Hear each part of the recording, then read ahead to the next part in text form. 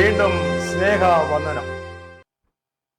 സമാഗമന കൂടാരത്തോടുള്ള ബന്ധത്തിൽ വിവിധ ആലയങ്ങളെ കുറിച്ചാണ് ഇപ്പോൾ സംസാരിക്കുവാൻ താല്പര്യപ്പെടുന്നത്. ഒന്നാമത്തെ ആലയം സ്വർഗീയ ദൈവാലയം എന്ന് ഞാൻ വിശേഷിപ്പിക്കുകയാണ്. ഇസ്രായേൽ ജനത്തിന്റെ ഒന്നാമത്തെ രാഷ്ട്രപിതാവ് എന്ന് വിശേഷിപ്പിക്കാവുന്ന വ്യക്തിയാണ് ഭക്തനായ മോശ. ദൈവത്തിന്റെ ഹൃദയപ്രകാരം ദൈവത്തിന് മനുഷ്യനോടുള്ള ബന്ധത്തിൽ മോശയോട് മുഖാമുഖമായി സംസാരിച്ച ബന്ധങ്ങളാണ് ബൈബിൾ പറഞ്ഞിരിക്കുന്നത്. ഒരു കാര്യം ബൈബിളിൽ പൊതുവായിട്ടുള്ള ഒരു വാക്യം ഓർപ്പിക്കുന്നു: സ്വർഗം ദൈവത്തിന്റെ സിംഹാസനം, ഭൂമി ദൈവത്തിന്റെ പാദപീഠം.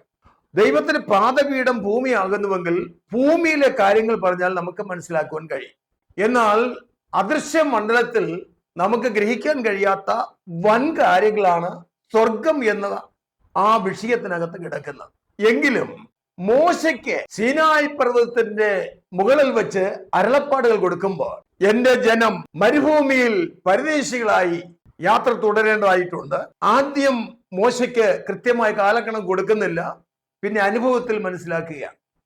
ദൈവത്തിന് തന്റെ സർവജ്ഞാനത്തിൽ അറിയാം എത്ര വർഷം ഇസ്രായേൽ ജനത്തെ മരുഭൂമിയിൽ കൂടെ നടത്തണം. 40 വർഷം നടത്തിയ കാര്യം ബൈബിളിൽ നമുക്ക് രേഖയുണ്ട്. ദൈവത്തിന്റെ വാക്കനുസരിച്ച് ഇറങ്ങിത്തിരിച്ച ഇസ്രായേൽ ജനത്തിന്റെ നടുവിൽ ദൈവത്തിന് വസിക്കണം എന്ന അർത്ഥത്തിൽ അവയുടെ നടുവിൽ വസിക്കുവാൻ എനിക്കൊരു ആലയം പണിയണം. ആ ആലയത്തിനെയാണ് സമാഗമന കൂടാരം എന്ന് അർത്ഥമാക്കുന്നത്. അത് ദൈവവും മനുഷ്യനുമായി സന്ധിക്കുന്ന ഒരു ഇടം. ആ സമാഗമന കൂടാരത്തിന് മരുഭൂമിയിലെ ദൈവാലയം എന്നും പറയും. 40 വർഷം പലപ്പോഴായി അതിനെ ഉയർത്തിയെടുത്ത് യാത്ര ചെയ്ത് പല സ്ഥലങ്ങളിലും 40 വർഷത്തിനിടയിൽ അനേക പ്രാവശ്യം അത് കൂടാരം മാറ്റി മാറ്റി അടിച്ചു. അതുകൊണ്ടാണ് സഞ്ചരിക്കുന്ന ദൈവാലയം എന്ന് പറയുന്നത്. ഇതിന് 18-ൽ അധികം പേരുകൾ ബൈബിൾ തന്നെ പറയുന്നു. പുറപ്പാട് പുസ്തകം 25-ാം അധ്യായം അതിലെ 9-ാമത്തെ വാക്യം ഇപ്രകാരം വായിക്കുന്നു: മോശേ, നീ എനിക്ക് ഒരു ആലയം പണിയണം, തിരുനിവാസവും അതിൻ്റെ ഉപകരണങ്ങളും ഞാൻ കാണിക്കുന്ന മാതൃക പ്രകാരമൊക്കെയും തന്നെ ഉണ്ടാക്കണം. ആരെ കാണിക്കുന്നു? എവിടെ വെച്ച് കാണിക്കുന്നു? സീനായ് പർവ്വതത്തിന്റെ മുകളിൽ മോശെ ഇരുത്തി ദൈവിക സാന്നിധ്യത്തിന്റെ നിറവിൽ അസൽ സ്വർഗത്തിൽ ദൈവം മുന്നമേ സ്ഥാപിച്ചിരിക്കുന്ന സ്വർഗീയ ആലയത്തിന് കാഴ്ച കാണിക്കുക. ആലയത്തിനകത്ത് ഉപകരണങ്ങളെ കുറിച്ച് കാണിക്കുകയാണ്. മനോഹരമായ തങ്കം കൊണ്ട് പണിതിരിക്കുന്നതായ ആ ഡിസൈൻ ചെയ്തിരിക്കുന്ന ഉപകരണങ്ങളൊക്കെ കാണിക്കുക. എന്നിട്ട് മോശയോട് അതിന് കൃത്യമായ അളവും കൂടെ കൊടുത്തു പറയുന്നു: ഞാൻ കാണിക്കുന്ന മാതൃക പ്രകാരം തന്നെ എനിക്ക് മരുഭൂമിയിൽ ഒരു ആലയം പണിയണം. അങ്ങനെ ആകുന്നുവെങ്കിൽ ഒന്നാമത്തെ ആലയം അതിവിപുലമായിരിക്കുന്ന സ്വർഗീയ ദൈവാലയമാണ്. ആ സ്വർഗീയ ദൈവാലയം എന്ന് പറയുന്നതിന്റെ കേന്ദ്രഭാഗം ദൈവം സിംഹാസനം സ്ഥാപിച്ചിരിക്കുന്ന സ്വർഗമാണ്. ആ സ്വർഗത്തിന്റെ ചുറ്റുവട്ടം നോക്കുമ്പോൾ ദൈവം സിംഹാസനത്തിൽ ഇരിക്കുന്നു. സിംഹാസനം ചുറ്റും മരതകത്തോട് സദൃശ്യമായ പ്രകാശരശ്മി, നീലിമയാർന്ന പ്രകാശരശ്മി, അതിനു ചുറ്റും മഴവില്ലിന്റെ വർണ്ണപ്രഭയോടുകൂടിയ അതിമനോഹരമായ കണ്ണഞ്ചിപ്പിക്കുന്ന പ്രകാശവലയം. അവയുടെ സിംഹാസനം ചുറ്റുമായി ആർക്കഞ്ചിലാകുന്ന ശക്തന്മാരായ കെരൂബ് ഗണത്തിൽപ്പെട്ട ദൂതന്മാരെ കുറിച്ച് പറയുന്നു. അതിൽ മീഖായേലുണ്ട്, ഗബ്രിയേലുണ്ട്, ഓരേലുണ്ട്, റമായേലുണ്ട്, സറാഫേലുണ്ട്, റഫായേലുണ്ട് എന്ന് പറഞ്ഞാൽ ശക്തന്മാരായ ദൂതന്മാരുടെ കൂട്ടത്തെ ഇവിടെ പറയുന്നു. അവിടെ പിന്നിൽ 1000 10,000 ലക്ഷവും കോടാനുകോടി വരുന്നതായ ദൂത സംഘങ്ങൾ അണിയണയായി സിംഹാസനം ചുറ്റും നിൽക്കുന്നു. അതിനും ഔട്ട്സൈഡായി അഗ്നിമയമായ അശ്വങ്ങളുണ്ട്. സ്വർഗത്തിൽ അശ്വമുണ്ടോ? അതെ. വീണ്ടും പറയുന്നു, അതിനു ചുറ്റും അഗ്നിമയമായ രഥങ്ങളുണ്ട്. ഭൂമിയിലെ മനുഷ്യനിർമ്മിതമായ രഥങ്ങളോ അശ്വങ്ങളോ അല്ല ഇത്. സ്വർഗത്തിലെ ദൈവം സ്വർഗസിംഹാസനത്തിന് ചുറ്റും അഗ്നിമയമായ കുതിരകളും രഥങ്ങളും നിർത്തിയിട്ടുണ്ട്. ആ രഥങ്ങളുടെ എണ്ണം ബൈബിൾ പറയുന്നു, അവിടെ എണ്ണം 10,000 കോടി എന്നുമാണ്. ഇവയൊക്കെയും കണ്ടുകൊണ്ട് ബൈബിൾ പറയുന്ന ഭാഷയാണ് സൈന്യങ്ങളുടെ യഹോവ. സൈന്യങ്ങളുടെ യഹോവേ, തിരുനിവാസം എത്ര മനോഹരം! ഇതൊന്നും ഈ ഭൂമിയിലെ നമുക്ക് കണ്ണുകൊണ്ട് കാണുവാൻ കഴിയുന്നില്ല.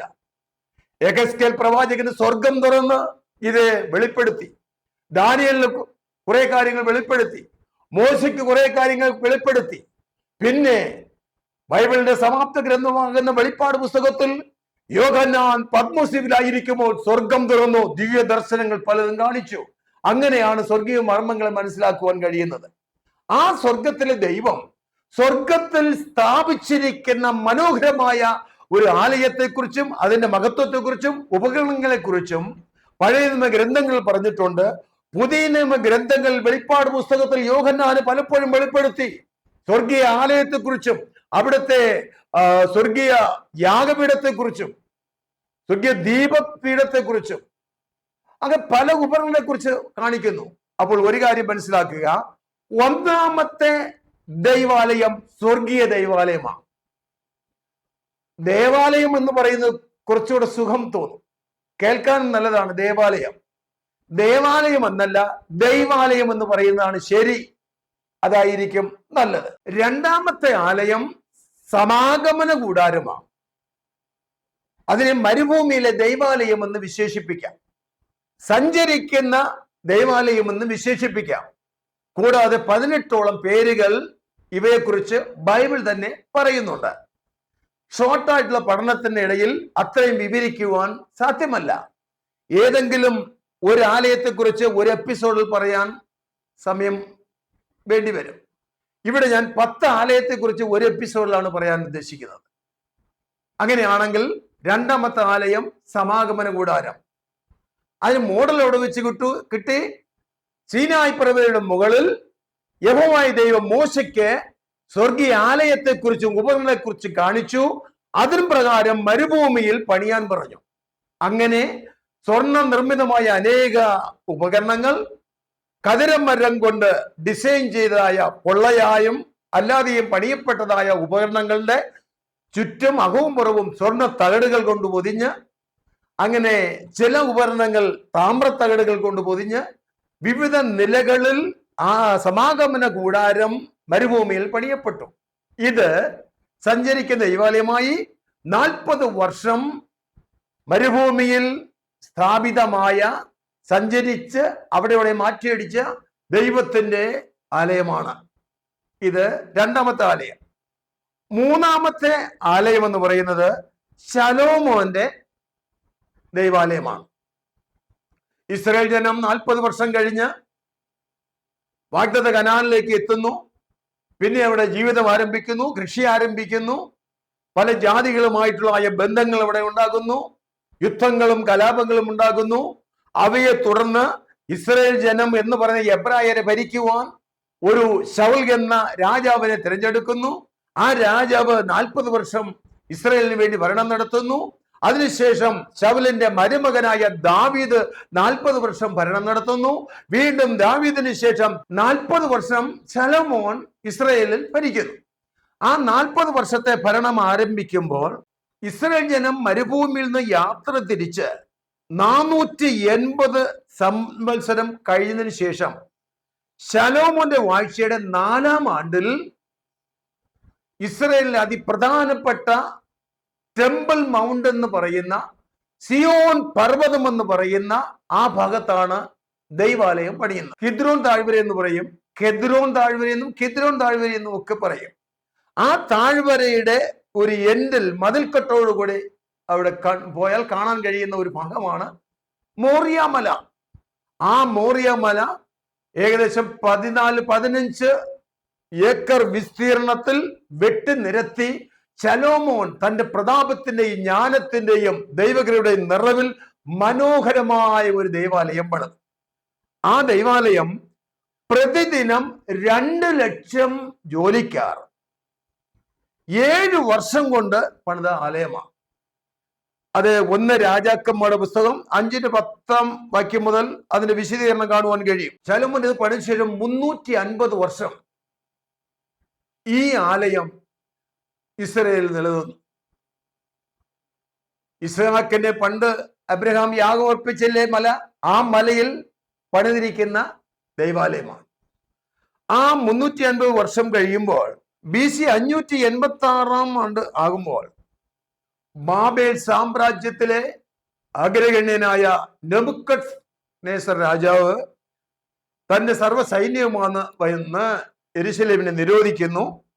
അതിനെ നാമാവിശേഷമാക്കി ആലയ ഉപകരണങ്ങളെല്ലാം സ്വർണം കൊണ്ടും വെള്ളി കൊണ്ടും താമ്രം കൊണ്ടും അവിടെ പണിതിരുന്ന ആലയത്തിനകത്ത് ഉപകരണങ്ങളെല്ലാം ബാബേലിലേക്ക് നെബൂഖദ്നേസർ രാജാവും അവിടെ സൈന്യങ്ങളും കൊണ്ടുപോയി. ധാരാളം ഇസ്രായേലിലെ അടിമകളാക്കി കൊണ്ടുപോവുകയും ചെയ്തു. മൂന്നാമത്തെ ആലയം അങ്ങനെ പറയുമ്പോൾ അടുത്ത 4ാമത്തെ ആലയം അതേ സെയിം സ്പോട്ടിൽ തന്നെ സെരുബാബേൽ പണിയുന്നു. അതിനെ സെരുബാബേലിന്റെ ആലയം എന്ന് അറിയപ്പെടുന്നു. സെരുബാബേലിന്റെ ആലയം എക്സ്രയുടെ പുസ്തകം 1-ാം അധ്യായം 1 മുതൽ കുറച്ച് വാക്യങ്ങൾ ഇവയെക്കുറിച്ച് വിശദീകരിക്കുന്നു. ഇസ്രായേലിലെ അടിമകളായി ബാബേലിലേക്ക് കൊണ്ടുപോയ ശേഷം അവരുടെ കൂട്ടത്തിൽ ഒരുവനായി ഇരുന്ന ഒരു യഹൂദനാണ് ദാവീദിന്റെ വംശ പാരമ്പര്യത്തിൽപ്പെട്ടവനും യഹൂദ ഗോത്രത്തിൽപ്പെട്ടവനുമായ ശക്തനായ ഒരു യുവാവായിരുന്നു സെരുബാബേൽ. യുദ്ധതന്ത്രജ്ഞനാണ്, മഹാബുദ്ധിമാനാണ്. അതിനപ്പുറം ദൈവം കൃപ കൊടുത്ത ദൈവകൃപയുടെ ഒരു നിറമാണ് ആ മനുഷ്യൻ. ആ സെരുബാബേൽ തകർപ്പിക്കപ്പെട്ട യെരൂശലേം ദേവാലയത്തെ പുനർപണിയുവാൻ തുടങ്ങി. ബാബിലോണിന്റെ പ്രവാസത്തിലായിരിക്കുമ്പോൾ BC 337 പേർഷ്യൻ രാജാവായ കോരശിന്റെ കൽപ്പനയാൽ സകല സഹായങ്ങളും വാഗ്ദാനം ചെയ്തുകൊണ്ട് സെരുബാബേലിനെ കൊണ്ട് യെരൂശലേം ദേവാലയം പുനർസ്ഥാപിക്കപ്പെട്ടു. അങ്ങനെ ശക്തമായ പ്രതികൂലങ്ങളുടെ നടുവിൽ 4 വർഷം കൊണ്ട് പണി പൂർത്തീകരിച്ച് വീണ്ടും പഴയ നിലയിൽ കൊണ്ടുവന്ന ആലയമാണ് സെരുബാബേലിന്റെ ദേവാലയം.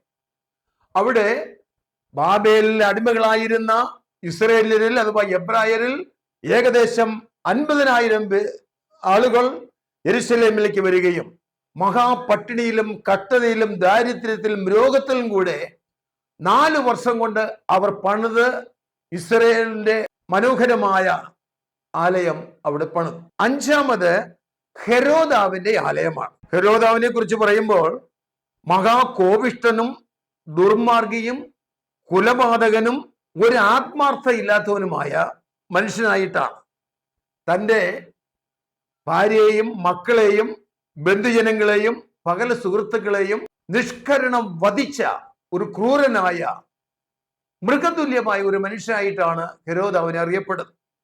എങ്കിലും യഹൂദന്മാരെ പ്രസാദിപ്പിച്ച് അവിടെ നടുവിൽ ഇസ്രായേൽ തകർന്നു കിടക്കുന്ന ഈ ആലയത്തിന്റെ അവശിഷ്ടങ്ങളുടെ ഇടയിൽ ആലയം പണി ആരംഭിച്ചു. ആദ്യം ഏകദേശം 14 ഏക്കറോളം ഉണ്ടായിരുന്നത് പിന്നെ 18 ഏക്കറോളം അതിനെ വിസ്തീർണപ്പെടുത്തി. 46 വർഷം കൊണ്ട് ഹെരോദ രാജാവ് ഈ ആലയത്തിന്റെ സർവ പ്രൗഢിയെയും ആദ്യത്തെക്കാളും മെച്ചമായ നിലയിൽ അത് പണിത് പൂർത്തീകരിച്ചു. സ്വർണ്ണ താഴെ കുടങ്ങൾ എവിടെ നിന്നാലും മനോഹരമാണ്. അദ്ദേഹം പണി പൂർത്തീകരിച്ചപ്പോൾ മോറിയ മലയുടെ മുകൾ വശത്തുള്ള ആ കുന്ന് 34 ഏക്കർ സ്ഥലമായി വിസ്തീർണപ്പെടുത്തിയാണ് അവിടെ ആലയം പണിയുന്നത്. ഇത് കർത്താവ് യേശുക്രിസ്തുവിന്റെ ഐക്യജീവ കാലഘട്ടത്തിൽ അവിടെ നിന്ന ആലയമാണ്.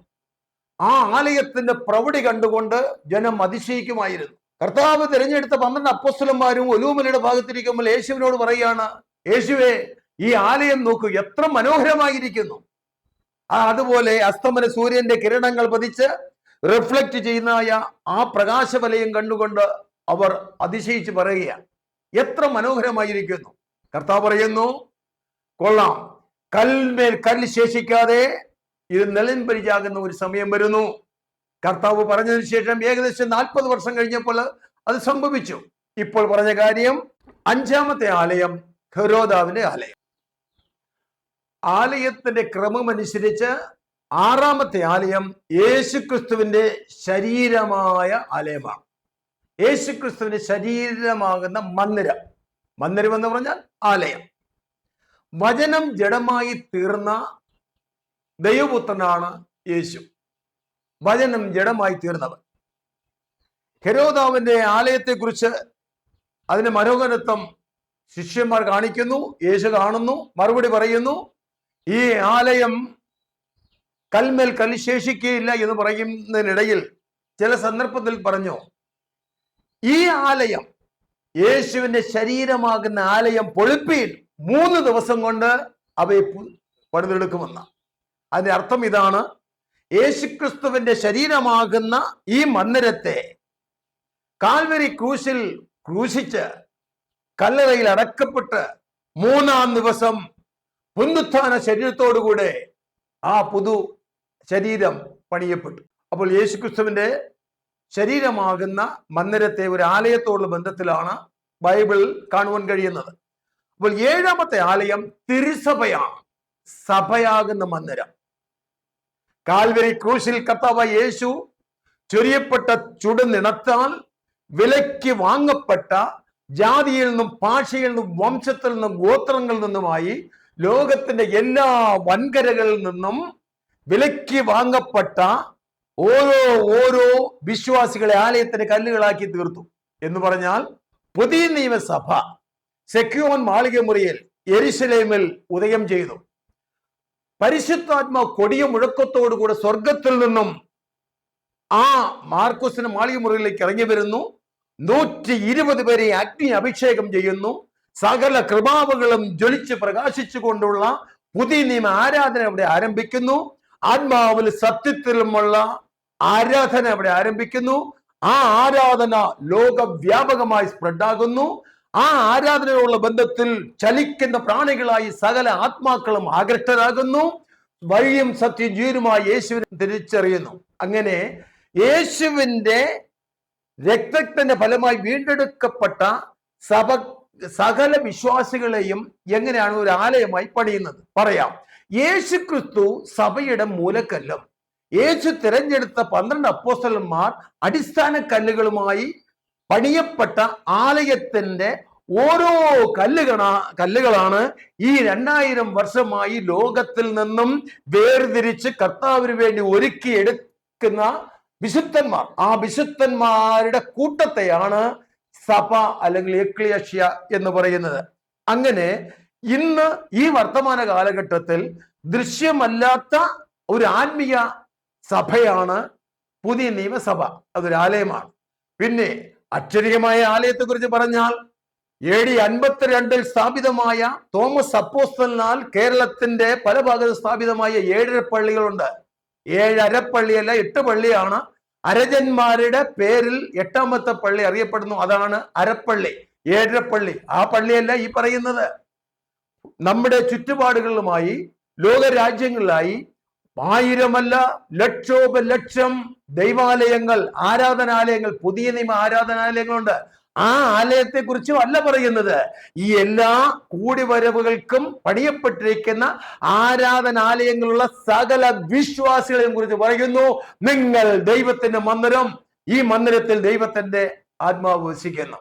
ഈ ആലയമാണ് 7ാമത്തെ തിരുസഭ എന്ന ആലയം എന്ന് ഞാനിവിടെ പറയുക. 8ാമത്തെ ആലയം മഹോപദ്രവകാല ദേവാലയം. ചോദ്യങ്ങൾ ഉണ്ടാകാം, സംശയമുണ്ടാകാം, പറഞ്ഞു നിർത്തട്ടെ. ഈ കൃപായുഗം കഴിയും. കർത്താവ് യേശു വാനമേഘത്തിൽ കാഹളത്തൊലിയോടുകൂടെ പ്രത്യക്ഷപ്പെടും. ക്രിസ്തുവിൽ മരിച്ച കോടാനുകോടി വിശുദ്ധന്മാർ തേജസ്സോടുകൂടെ ഉയർക്കും. ജീവനോടെ ശേഷിക്കുന്ന വിശുദ്ധന്മാർ രൂപാന്തര തേജസ്സോടുകൂടെ കർത്താവിന്റെ അടുക്കലേക്ക് കടന്നു പോകും. അതിനുശേഷം ഭൂമിയിൽ ഒരു വലിയ രാഷ്ട്രീയ നേതാവ് രംഗപ്രവേശനം ചെയ്യും. യുദ്ധകാല അടിസ്ഥാനത്തിൽ ഒരു നേതാവിനെ തിരഞ്ഞെടുക്കും. ആ നേതാവിനെയാണ് പിന്നത്തേതിൽ ആന്റി ക്രൈസ്റ്റ് അല്ലെങ്കിൽ എതിർക്രിസ്തു എന്നറിയപ്പെടുന്നത്. അന്തിക്രിസ്തു എന്ന പേരും പറയപ്പെടുന്നു. ഈ ആന്റി ക്രൈസ്റ്റ് അല്ലെങ്കിൽ ഈ എതിർക്രിസ്തുവിനാൽ 7 വർഷത്തെ ഒരു ഭരണം നടക്കുമ്പോൾ യഹൂദന്മാരോടുള്ള ബന്ധത്തിൽ അവിടെ ഒരു ആലയം പണി. AD 70 മുതൽ ഇന്ന് വരെ യഹൂദന്മാർക്ക് ഒരു ആലയം പണിയാൻ കഴിഞ്ഞിട്ടില്ല. തകർക്കപ്പെട്ട ആലയത്തിന്റെ പടിഞ്ഞാറ് ഭാഗത്തുള്ള ഒരു ചെറിയ മതിൽക്കെട്ടാണ് വിലാപ മതിൽ എന്നറിയപ്പെടുന്ന. ആ വിലാപ മതിലിന്റെ അടുക്കൽ തലമുട്ടിച്ചുകൊണ്ട് ആടി കരഞ്ഞ് അവർ തോറ അഥവാ ന്യായപ്രമാണ പുസ്തകവും വായിച്ച് ഞങ്ങൾക്ക് ഒരു ആലയം താ, ഞങ്ങൾക്ക് യഹോവയെ ആരാധിക്കുവാൻ ആലയം താ എന്ന് അവർ നിലവിളിക്കുകയാണ്. ഇന്ന് വരെ നടന്നിട്ടില്ല. അത് നടക്കുന്നത് മഹാപീഠ കാലഘട്ടം എന്ന് പറയുന്ന 7 വർഷത്തിനിടയിൽ അന്നത്തെ ആന്റി ക്രൈസ്റ്റിന്റെ സഹായത്തോടുകൂടെ വേഗത്തിൽ ഒരു ആലയം പണിയപ്പെടും. അങ്ങനെ മഹോപദ്രവ ദേവാലയം എന്ന് നമ്മൾ കണ്ടു. ഈ മഹോപദ്രവ ദേവാലയം 7 വർഷത്തിനിടയിൽ നശിപ്പിക്കപ്പെടും, അതും എതിർക്രിസ്തുവിനാൽ തന്നെ. 9ാമത്തെ ദേവാലയം സഹസ്രാബ്ദ ദേവാലയമാണ്. അത് എപ്പോൾ എവിടെയാണ് സ്ഥാപിക്കപ്പെടുന്നത്? ഭൂമിയിലെ ദൈവസഭയുടെ കാലം കഴിയുന്നു, അഥവാ കൃപായുഗം കഴിയുന്നു, പിന്നെ ഉണ്ടാകുന്ന മഹാപീഠ കാലഘട്ടം കഴിയുന്നു. അത് കഴിഞ്ഞ ഉടൻ കർത്താവ് മേഘാരൂഢനായി ഏത് കണ്ണും അവനെ കുത്തിത്തുളച്ചവർ കാണത്തക്കവണ്ണം പരസ്യമായി പ്രത്യക്ഷപ്പെടുന്ന ഒരു പ്രത്യക്ഷതയുണ്ട്. അങ്ങനെ ഇസ്രയേൽ തന്റെ സിംഹാസനം സ്ഥാപിച്ചുകൊണ്ട് രാജാതിരാജാവായി വാഴും. ആ രാജാതിരാജാവായി 1000 വർഷം വാഴുന്ന ഒരു കാലഘട്ടം സഹസ്രാബ്ദ യുഗമാണ്. ആ സഹസ്രാബ്ദ യുഗത്തിൽ അവിടെ പണിയപ്പെടുന്ന വിശുദ്ധ ആലയമാണ് സഹസ്രാബ്ദ ദൈവാലയം. 9ാമത്തെ ദൈവാലയം അതെന്ന് പറഞ്ഞ് വിട്ടുകഴിഞ്ഞാൽ അവയെക്കുറിച്ച് യെഹെസ്കേൽ 40-ാം അധ്യായം മുതൽ 47-ാം അധ്യായം വരെ ആ ആലയത്തിന്റെ പണിയെക്കുറിച്ചുള്ള വിശദീകരണം പറയുന്നു. 10ാമത്തെ ആലയം പുതിയ യെരുശലേം, ന്യൂ ജെറുസലേം എന്ന് പറയാം. അതിന് മറ്റൊരു പേര് കൂടെ ഉണ്ട്, ദൈവത്തിന്റെ കൂടാരം എന്നും അവയെക്കുറിച്ച് പറയുന്നുണ്ട്. ഹൗസ് ഓഫ് ഗോൾഡ് എന്ന് പറയുന്നുണ്ട്, ഹൗസ് ഓഫ് ഗോഡ് എന്ന് പറയുന്നത്